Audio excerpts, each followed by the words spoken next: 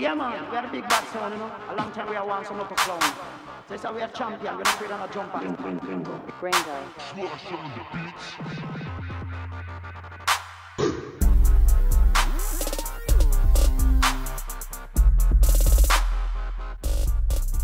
Okay, this is the Bead Belly Bait-Fish.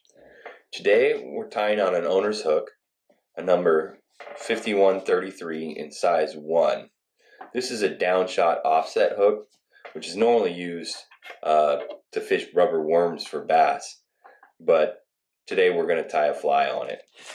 The first thing I do is put a copper bead on the hook, and in size 1 I like a 5/32 speed. It's important that the open end of the bead is facing the hook eye. We'll see why in a minute.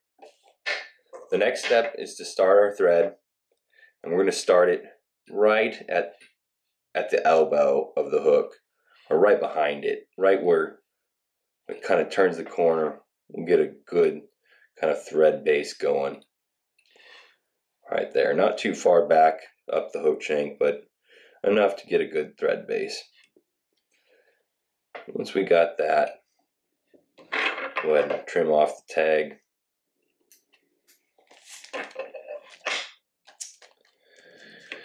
And then we'll get our dumbbell eye. I like dazzle eyes because they don't actually have pupils painted on them. And for this fly, the dumbbell eyes are not meant to represent the bait fish's eyes, but simply add weight and flash. So I like these dazzle eyes. Go ahead and just figure 8 these in. Standard application of dumbbell eyes on the top of the hook shank.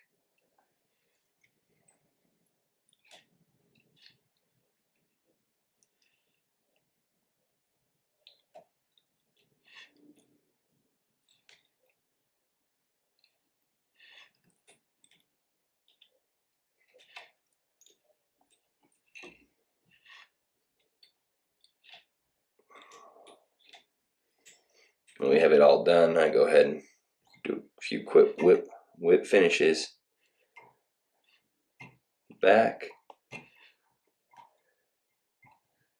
And go ahead and trim that off. Slide the bead forward. Then we're going to start the thread again at the back of the hook shank, right about where it starts to dip and no longer be straight. Again, build ourselves a nice little thread base.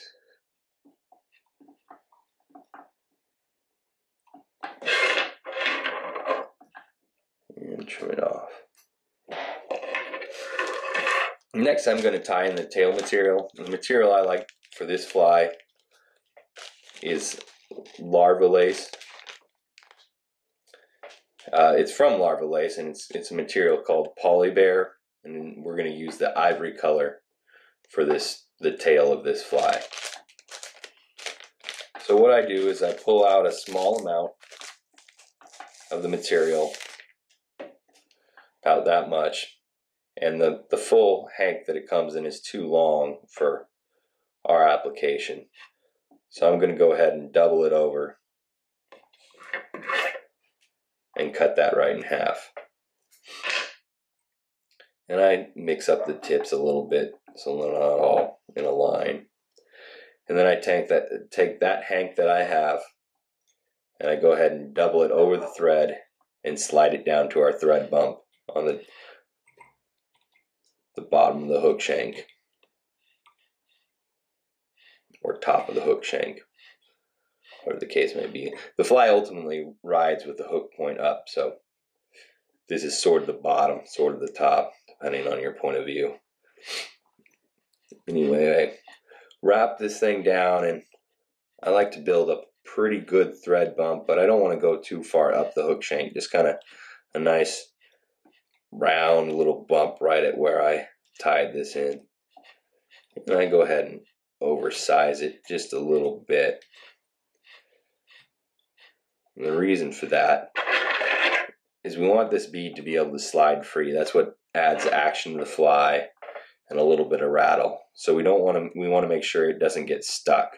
We want to make sure we build this bump big enough that the bead doesn't slide over it. So once we have that, you can go ahead and whip finisher off.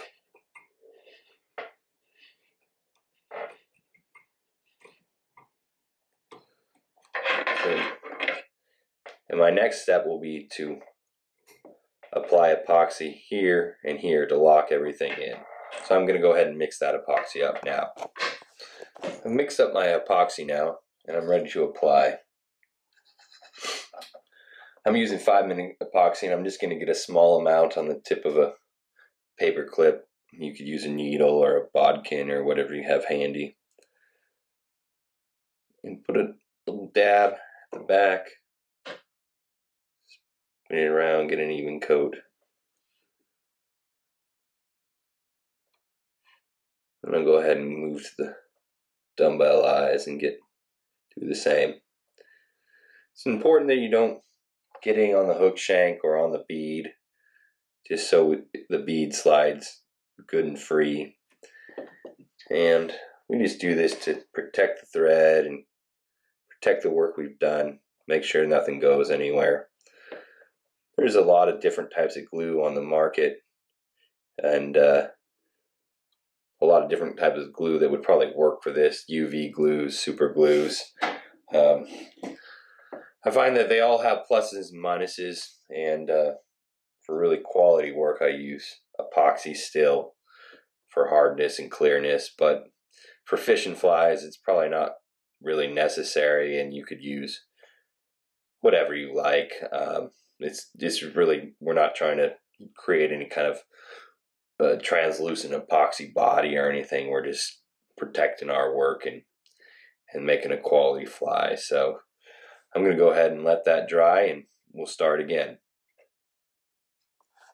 Okay, now that our epoxy is dried, we're going to go ahead and start the thread at the front of the hook, right behind the eye.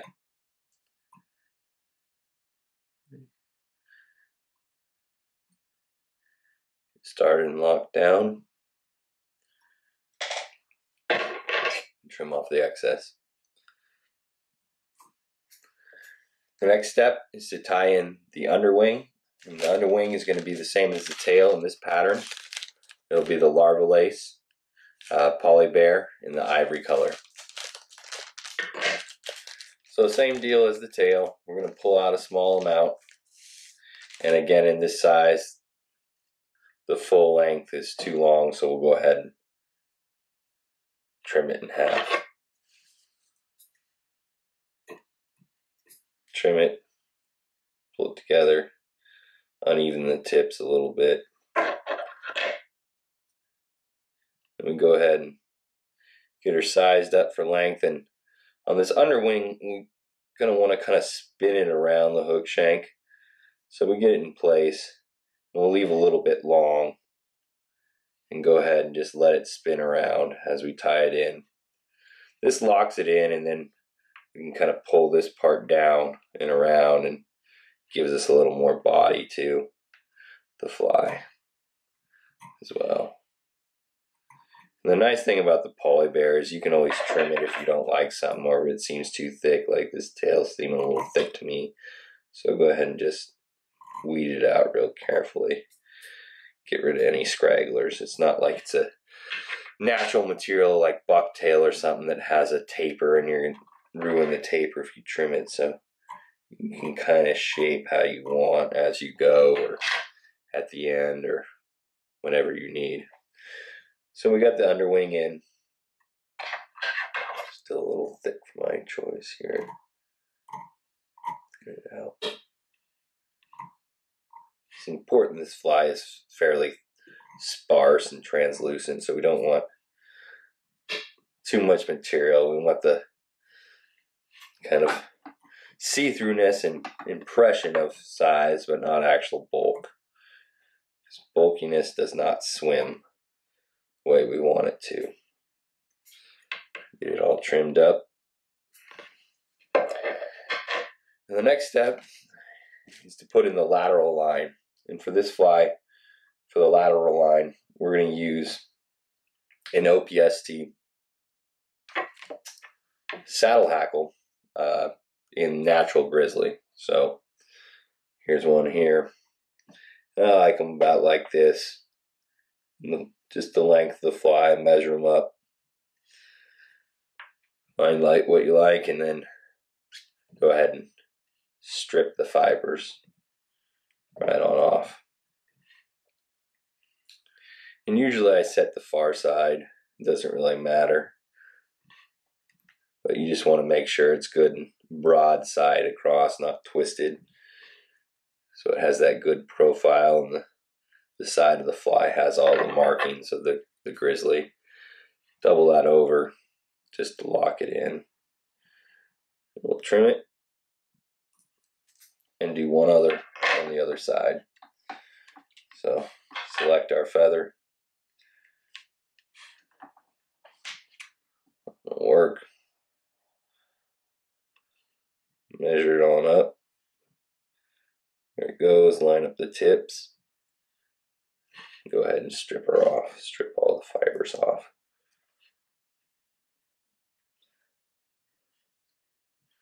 Line her up where we want her to be. And tie her in. Long. There we go. Oh, that twisted on me. Backtrack. There's nothing wrong with backtracking and resetting your feather wings. They're probably better than fighting it. Try again. It's a little better.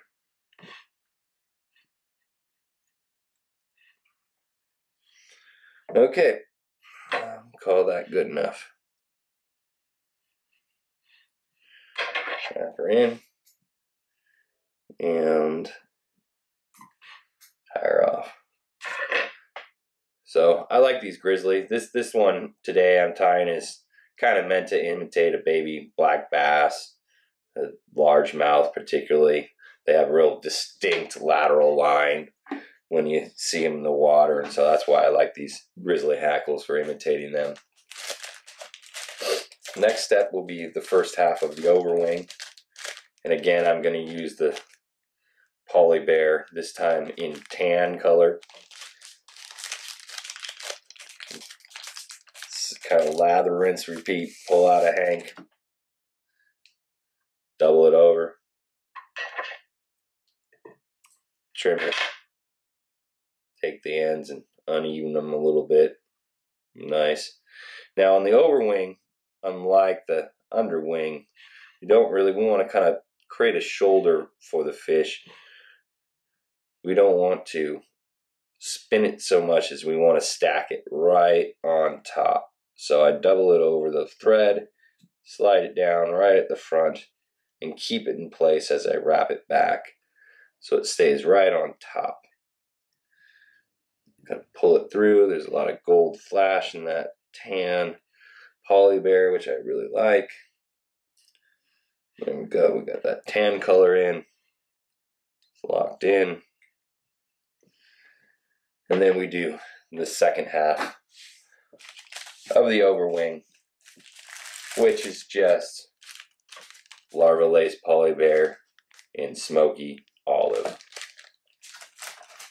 Again, we pull off a little hank, just that much, double it over, trim it, uneven the tips, double it over our thread. I'll pull one end a little longer than the other. That kind of helps get it the length of the fly. Then we slide it on, put some good wraps over it. I like to trim the very top of the wing, kind of so it stays in profile. So I slide my scissors along, almost perpendicular, just kind of trimming as we go back. It gives it that really nice shape we're after for the shoulder or head of the fish. And with that, we're pretty much done with the thread wrap tying portion of the fly. We just clean up the head a little bit and brush it all together. A lot of times I like to take a toothbrush and just an old toothbrush and just brush all this out, blend it all together, get it on the right side of the hook, all that kind of stuff. Get it nice and there. I'll go ahead and trim up the end here.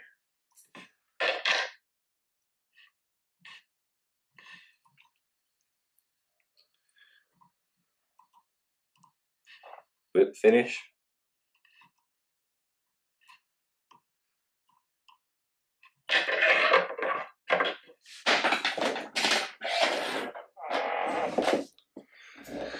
And trimmer. Okay, tying portion is done, and all we have to do is apply some stick-on eyes. For this size, I like a 1/4 inch, and we're going to use a 3D eye. You could use a prismatic eye or whatever eye you wanted, but I like these 3D eyes. And 1/4 inch is about the right size for this hook. So we apply it onto the fly. I'm going to turn it here so I can see right above or just even slightly forward of the dumbbell eyes. And stick-on eyes allow us to kind of flatten the fly and create a nice baitfish profile just by sticking it on and pinching. So we go ahead and take advantage of that. One on one side, next one. Go ahead, if I can get it out of the package here. Apply it to the other side. Here, I like to check and make sure they're lined up and mirrored symmetrically.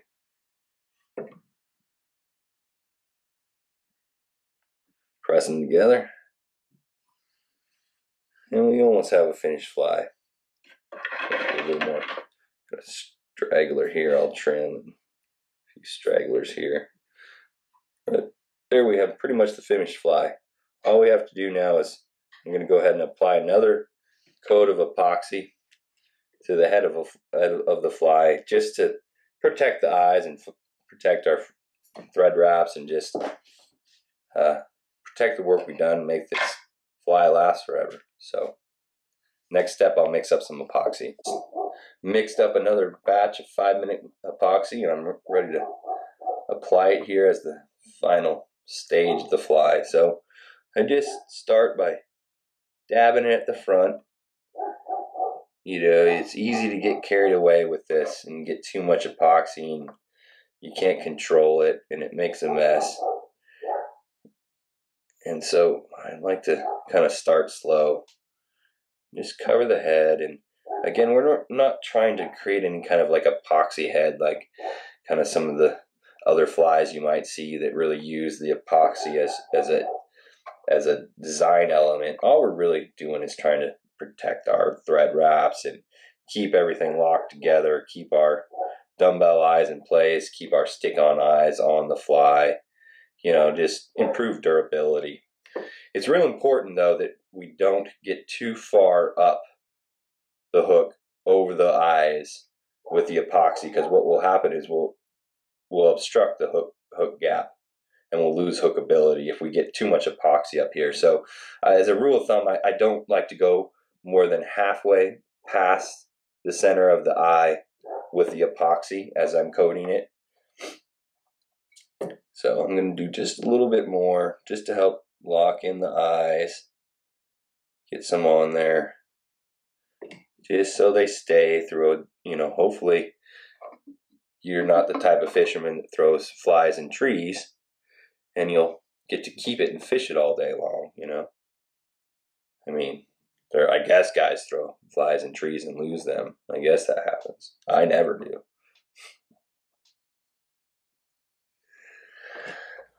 But anyway, this will improve the durability as long as it stays in the water. And with that, it's basically finished. We just sit here and kind of give it some rotations while the glue dries, keep it from clumping up. And that's it. Bead belly bait fish. As you can see, we didn't get any glue on the bead.